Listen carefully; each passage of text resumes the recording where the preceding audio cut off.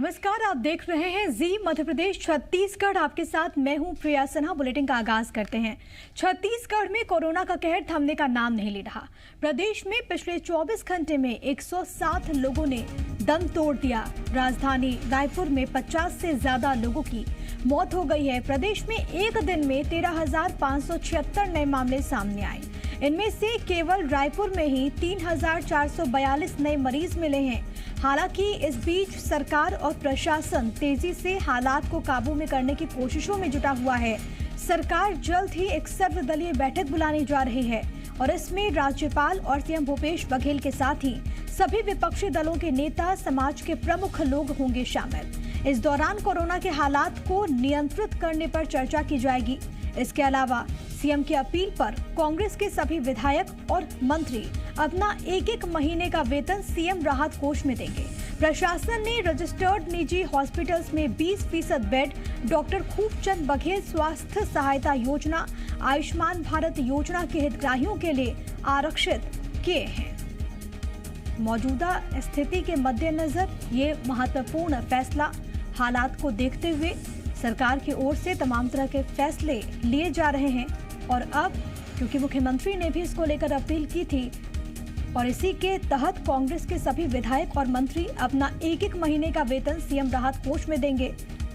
इसके अलावा ये भी फैसला लिया गया है कि जो रजिस्टर्ड निजी हॉस्पिटल्स हैं उसमें 20% जो बेड हैं उनको रिजर्व किया जाएगा और इससे कहीं ना कहीं वैसे लोग जो कि स्वास्थ्य योजना के तहत पात्र हैं, जो लाभार्थी हैं, चाहे वो प्रदेश सरकार की ओर से डॉक्टर खूबचंद बघेल स्वास्थ्य सहायता योजना हो या फिर केंद्र की ओर से आयुष्मान भारत योजना हो, इसके तहत जो भी हितग्राही हैं उनको इसका फायदा होगा, उनको लाभ मिलेगा। मामले लगातार बढ़ रहे हैं, सख्ती भी बढ़ा दी गई है। इसके मद्देनजर पूरी तरीके से लॉकडाउन भी लगाया गया है राजधानी में, क्योंकि 24 घंटे में 107 लोगों की संक्रमण से मौत हो गई है। और अब ये भी खबरें निकलकर सामने आ रही हैं कि सर्वदलीय बैठक बहुत संभव है इसको लेकर हो। मेरे साथ सत्य प्रकाश, मेरे सहयोगी, इस वक्त तमाम जानकारी के साथ रायपुर से लाइव मौजूद है। सीधे उन्हीं का रुख करते हैं। सत्य प्रकाश, जो गंभीर स्थिति इस वक्त बनी हुई है, इसके मद्देनजर तमाम तरह के महत्वपूर्ण फैसले लिए गए हैं। 24 घंटे में जो आंकड़ा सामने आया है वो बहुत ज्यादा चिंताजनक हो जाता है। हालांकि सरकार तमाम तरह की चीजों को लेकर सतर्क नजर आ रही है। प्रशासन भी पूरी तरीके से सड़कों की अगर बात कर ली जाए, इसके अलावा अन्य जगहों की बात कर ली जाए, निगरानी रख रहा है कि ताकि जो गाइडलाइंस है उसकी अवहेलना ना हो।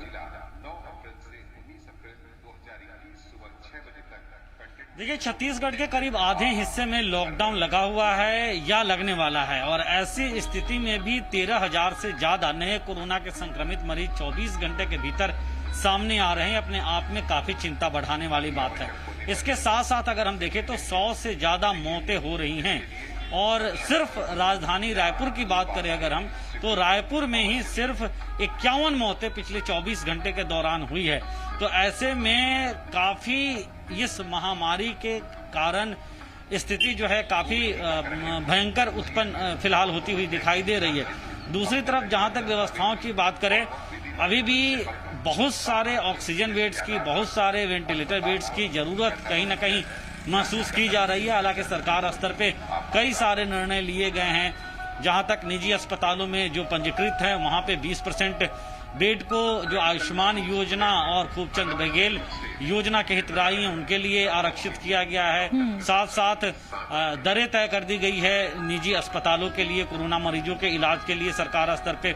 इसके अलावा सर्वदलीय बैठक बुलाए जाने पर भी सहमति बनी है। कहीं ना कहीं राज्यपाल और सीएम के बीच जो बातचीत हुई है उसके बाद साथ साथ आइसोलेशन सेंटर्स बनाए जा रहे हैं। जिलेवार कलेक्टर उस बाबत भवनों को अधिकृत कर रहे हैं और ऐसे कई भवन अधिकृत हुए हैं रायपुर में भी। ऐसी तमाम व्यवस्थाएं हैं जो सरकार स्तर पे हो रही है, लेकिन अभी भी वो व्यवस्थाएं परिपूर्ण हो ऐसा नहीं कहा जा सकता है। अस्पतालों में, सरकारी हो प्राइवेट हो, लगभग बेड्स जो हैं वो फुल हैं। कुछ अस्पतालों में कुछ बेड्स खाली हो सकते हैं, वो भी निजी अस्पतालों में। जो मेडिकल कॉलेज है, अम्बेडकर अस्पताल, वहाँ पे चूंकि मरीजों की बड़ी एक तादाद है, कई सारे मौत के आंकड़े जो आ रहे हैं, तस्वीरें सामने अलग अलग जगहों से निकल के आ रहे हैं, वो काफी जो है वो हृदय विदारक लौटूंगी। लेकिन फिलहाल प्रदेश के स्वास्थ्य मंत्री टी.एस. सिंहदेव साहब हमारे साथ जुड़ गए हैं। सिंहदेव साहब, बहुत स्वागत है आपका। जी नमस्कार। सिंहदेव साहब, लगातार स्थिति बहुत ज्यादा गंभीर बनी हुई है। आप लोगों की ओर से तमाम तरह के फैसले लिए गए हैं, लॉकडाउन का भी फैसला लिया गया है, लेकिन मौजूदा स्थिति प्रदेश में जिस तरीके से बनी हुई है उसके मद्देनजर और क्या कुछ कदम उठाए जा रहे हैं या फिर आने वाले दिनों में उठाए जाएंगे, आप लोग सोच विचार कर रहे हैं?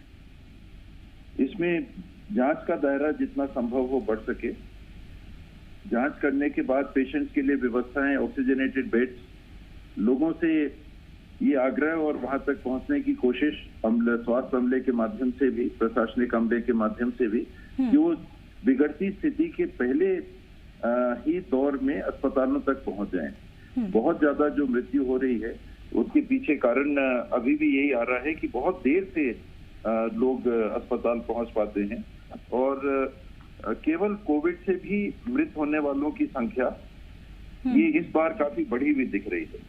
पहले कोमॉर्बिडिटीज वालों की संख्या करीब 80% होती थी, इस बार केवल कोविड से प्रभावित लोगों की भी मृत्यु बड़ी संख्या में हो रही है। तो हर प्रकार से लोगों तक पहुंचना, उनमें जानकारियां पहुंचाना, जागृति का भाव पहुंचाना, अस्पतालों के डॉक्टरों के पास पहुंचने से परहेज नहीं करना, और जो व्यवस्थाएं हो सकती हैं इलाज के लिए, ऑक्सीजन बिस्तरों से लेके रेमडेसिविर की सप्लाई, अधिकारियों को दूसरे राज्यों में भेजना, कंपनियों से सीधे बात करना, भारत सरकार की जो इकाइयां, ठीक है सिंहदेव साहब, जिस तरीके से आपने भी जिक्र किया कि आंकड़े बढ़ रहे हैं, चाहे वो पॉजिटिव आंकड़ों की बात करें, पॉजिटिव मरीजों के आंकड़ों की बात करें या फिर मौत के आंकड़ों की बात करें, क्या वजह है? लोग लापरवाही बरत रहे हैं, ये वजह है, या फिर जो इस वक्त स्थिति बनी हुई है, जो स्वास्थ्य सुविधाएं उस तरीके से नहीं हो पा रही, वो वजह है? इसमें संख्या है। आप देखेंगे तो मृत्यु दर जो है, ये केस फर्टिलिटी रेशो के नाम से जिस बात को कहा जाता है, वो अभी भी 1 से थोड़ा कम है, 1 से कम है। यानी हर 100 मरीज पे 1 की मृत्यु, ये औसत के नाम पे ठीक है, लेकिन मरीजों की संख्या क्योंकि ज्यादा है तो मृत लोगों की संख्या भी हमको ज्यादा देखनी पड़ रही है। कैसे हम प्रारंभिक स्टेज पे लोगों को इलाज के पास पहुंचा सके, ऑक्सीजन के पास पहुंचा सके, यही चुनौती है, और उसी में हम लोग हर संभव प्रयास कर रहे हैं। सर, आने वाले दिनों में क्या कुछ प्लानिंग आपके ओर से? अभी मान लीजिए अगर हमारे पास 2000 ऑक्सीजनेटेड बिस्तर हैं तो इनको 11,000 तक पहुंचाने की कार्रवाई चल रही है। प्राइवेट अस्पतालों के लिए दरों का निर्धारण, वहां पर टेस्टिंग की व्यवस्था के लिए दरों का निर्धारण, कहीं से भी हमको अगर सहयोग मिल सकता है तो उसको लेने का प्रयास। निजी संस्थाओं से कल करीब 2900 रेमडेसिविर की हमको डोज मिली, निजी संस्थाओं की तरफ हमने हाथ बढ़ाया था, तो उनके प्रति भी हम बहुत आभार व्यक्त करते हैं आपके माध्यम से। इस तरह से हर संभव प्रयास, और सबसे जरूरी मृत लोगों की संख्या को कम करना कि समय से वो अस्पताल पहुंच सकें। सर, अंत में आप हमारे माध्यम से क्या अपील करना चाहेंगे बतौर स्वास्थ्य मंत्री प्रदेश के लोगों से? नवरात्र का पर्व है, आज देवी हम सबको वो शक्ति दें, हम अपनी और समाज की रक्षा के लिए स्वयं भी जागृत होके और सरकारी अमले के माध्यम से हर संभव प्रयास करें, एहतियात बरतें। जो 3 मूल मंत्र शुरू से बताए जा रहे हैं उनका पालन करें। जहां लॉकडाउन है वहां जरूर कुछ दिन में रेट गिरेंगे, ऐसा मुझे विश्वास है, और कुछ दिनों बाद स्थिति भी नियंत्रण में आएगी, उसमें सुधार होगा, ऐसा भी मुझे विश्वास है।